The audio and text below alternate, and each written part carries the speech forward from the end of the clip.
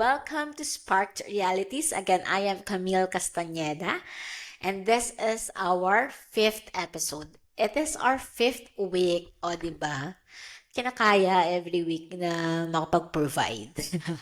Ayan, so mapapansin nyo, iba yung background natin. Very sala type lang tayo.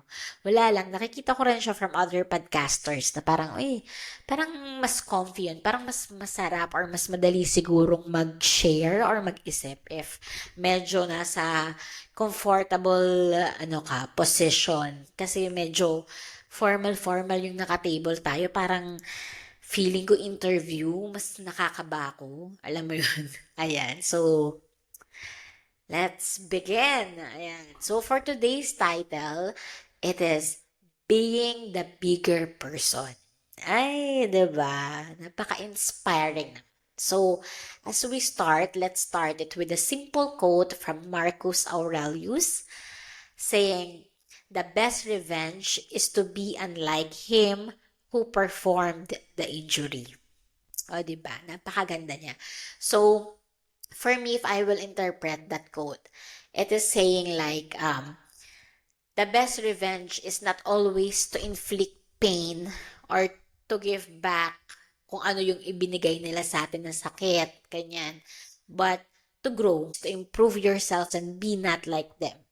'Di ba? Hindi yan laging dahil nakapag-give ka rin ng pain dun sa ibang tao, feeling mo you've won. Pero to gain something from those situations, being the bigger person, being more resilient, more understanding than them is already the best revenge. Kasi from that, may napulot ka, may nadagdag sa pagkatao mo, which you could bring for the rest of your life. To be the bigger person, to be not like them. 'Di ba? Not always to inflict the same pain, but to grow from those pain. Turning those sparks into a better reality of our life. So, let's define the concept of being the bigger person. Ano nga ba yung ibig sabihin niya? Sa akin, if I will describe it, being the bigger person is that being able to choose your battles. 'Di ba? Sabi nga daw, hindi lahat ng laban kailangan mong labanan. Being wiseful in choosing your battles yan. And okay, ito din, being able to walk away from toxic situations. Alam mo yun, not always having the last word and being okay with that, 'di ba? Choosing your peace over toxicity, 'di ba? And losing an argument doesn't always mean a loss. Ayan. Sa akin, yun yung mga some examples of being a bigger person. So, for misconceptions, eto, sa akin, yung iba, they misconception it in a way, feeling nila, yung being a bigger person is losing. Alam mo yun, natalo ka. I don't have the last word. Hindi ko siya nasaktan the way na sinaktan niya ako. Hindi ko nabalik yung mura niya nang minura niya ako. Hindi ko siya nasiraan the way na siniraan niya ako. Hindi ko siya na-expose the way na in-expose niya ako. Feeling mo, pagkatalo siya because you've choose to be the bigger person. Minsan you've gained more from losing. For some, nakikita nila yun as weakness, alam mo yun, as karuwagan. Pero para sa akin, it's a bravery. And ito, para sa akin, this one, a misconception na medyo tricky siya kasi feeling ko may fine line siya doon, is people pleasing. It doesn't mean na you're choosing to be a bigger person is magto-tolerate ka na ng toxicity sa buhay mo. People pleasing naman is you've tried to win people for them to stay sa buhay mo. Feeling mo, ako na lang yung magpaparaya. Lulunukin ko na lang kasi ayokong mawala siya or sila sa buhay ko. Or may magbago sa buhay ko. Parang I'm so comfy in this kind of situation kahit nasasaktan ako or naaapakan nila yung pagkatao. Misconception din siya. Yung iba, feeling nila they're doing it as being a bigger person, pero in reality, you are people-pleasing. Kasi you're looking for validation. No, it's not like that. Being a bigger person is choosing, more likely, choosing yourself. Walking away, removing yourself from those kinds of situations. So yun, those are the misconception of being the bigger person. And, eto, punta naman tayo sa personal story. So, sige. Mag-share ako sa inyo ng isang story where I chose to be a bigger person. Ayoko na lang i-detail, pero I have trusted this person, but eventually, he betrayed me. Siyempre, hindi ko in-expect yun from that person na magagawa niya yun sa akin. Kasi I thought, totoo siya sa akin, what he says, so on and so forth. But, in the end, hindi pala totoo lahat yung mga sinabi niya, iba pala, parang hindi naman yun yung naging usapan. Bakit ganun yung nangyari? And siguro yung pinaka nakakalungkot na part pa is that, alam mo, ramdam mo na he made sure na you will be crushed. Even though, para sa akin, wala naman talaga akong ginawa at all. Alam mo yun, na parang, why? Bakit mo ginagawa sa akin to? Bakit mo nagawa sa akin to? So, talagang that time, sobrang shocked ako na itong taong to, gagawin niya pala yun sa akin, magagawa niya pala yun sa akin. Nagtiwala nga ako sa kanya, naniwala nga ako sa kanya. Tapos, yun pala yung ibabalik niya sa akin. May apology namang na akong nakuha from him, very quick. Pero, that sorry pala, it not encompasses lahat ng nagawa or ginawa niya. Hindi ko alam kung saan ba yung sorry na yun. So, nagulat na lang ako kasi, kumbaga, okay, I have accepted his apology kasi wala naman akong magagawa.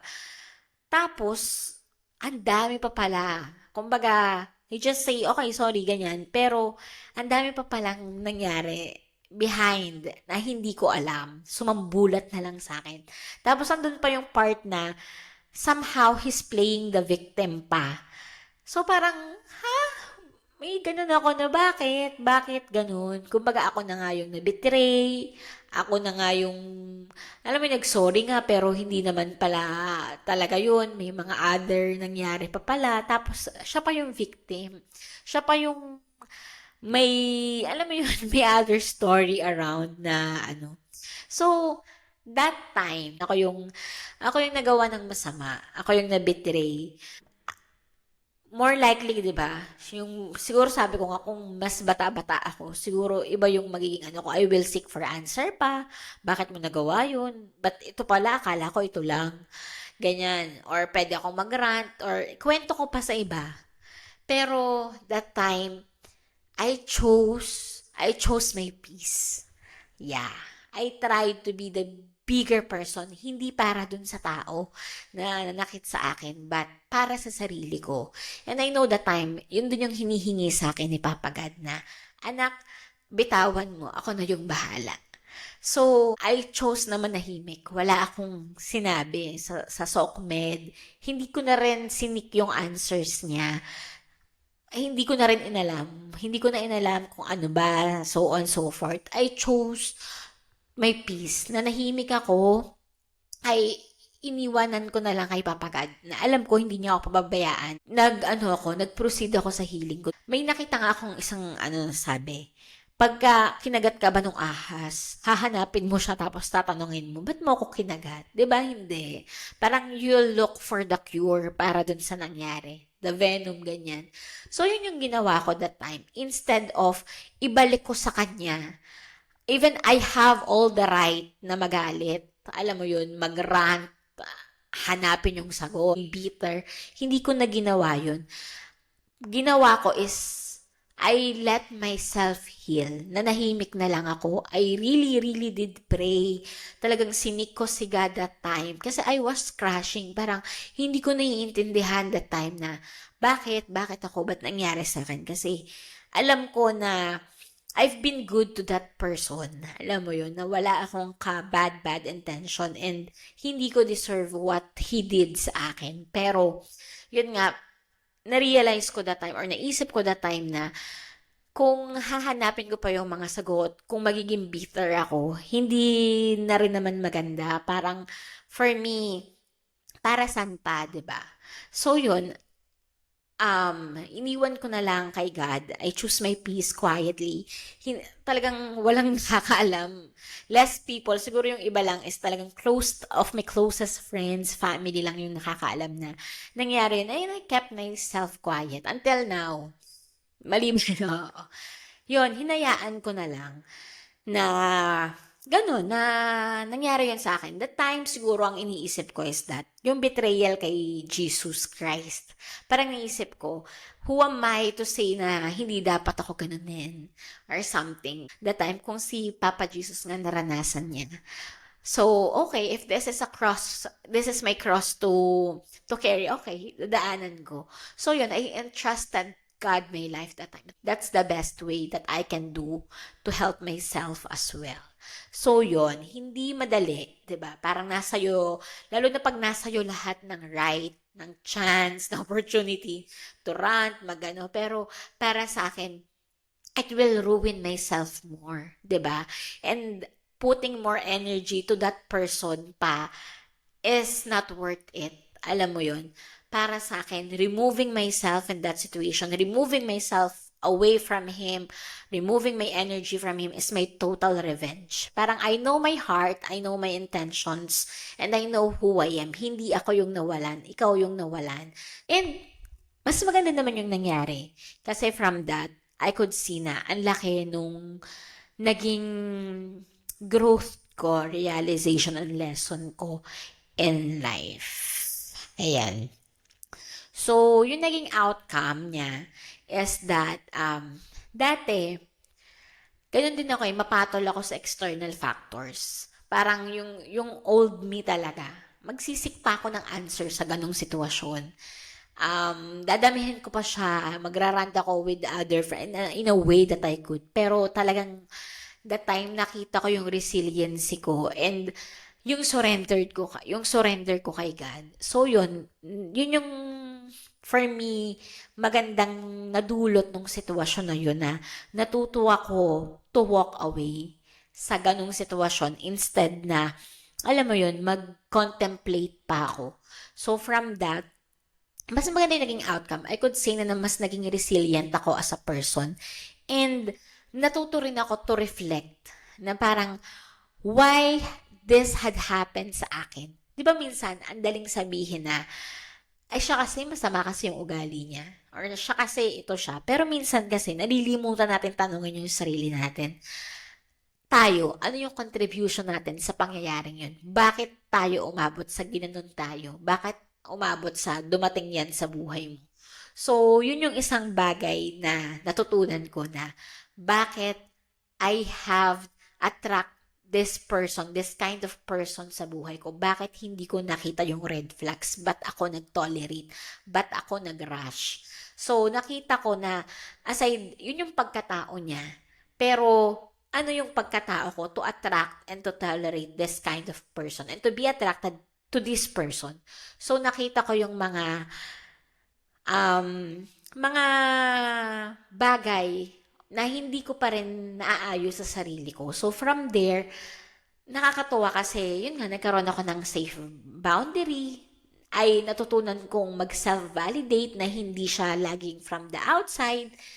And, ayun, I learned my value as a person. So, 'di ba, from that situation, yung iba iniisip nila na natalo ka na, you've lost, pero sa totoo lang, not always in losing is just losing. Minsan, napakadami mo ding magigain from that. And, walang masamang lose weight nga yung iba eh, 'di ba? So, yung losing, 'di ba? Yung bitawan mo na yung bag na yan, instead of the excess baggage, 'di ba? Instead of carrying it for the next journey of yours, iwan mo na yan dyan. 'Di ba? Just bring the lesson, end it there. Closed chapter. Yun nga yung sa akin, sana makita nyo yung being a bigger person is really bring growth sa atin. And napakadami niyang magandang nadudulot. Andyan yung, you could save relationships, respect sa sarili mo, and yun nga, more importantly, the personal growth. 'Di ba? Choose your battles. and choose your peace. For me, it is worth doing kasi it really brings resiliency and it removes toxicity. You are the first benefactor of being the bigger person. It feel like a loss lang if yun nga, dumating ka sa people pleasing. Yung mga mali natin sa life, yung mga downfall natin, hindi yun magiging negative if pupulot ka ng maganda. So, the inner spark of being the bigger person, what it ignites within you, surrendering ko kay Papa God that time. Kasi, grabe fully surrender yun eh. Talagang, nanahimik talaga ako. Talagang dinama ko lang.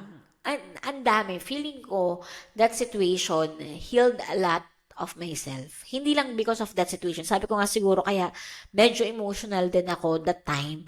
Kasi andun yung pinanggalingan din kung bakit ako nag-end up sa ganong situation. Kung bakit ganong mga tao yung naa-attract ko sa buhay ko. Kasi there's a little child na hindi nag-heal from her past trauma. Alam mo naman yan, di ba? Yung mga generational trauma natin na because of that, na-realize ko na andun nga yung I'm looking for validation. Kaya yung mga maliliit na attention from other people is tuwang-tuwa na ako.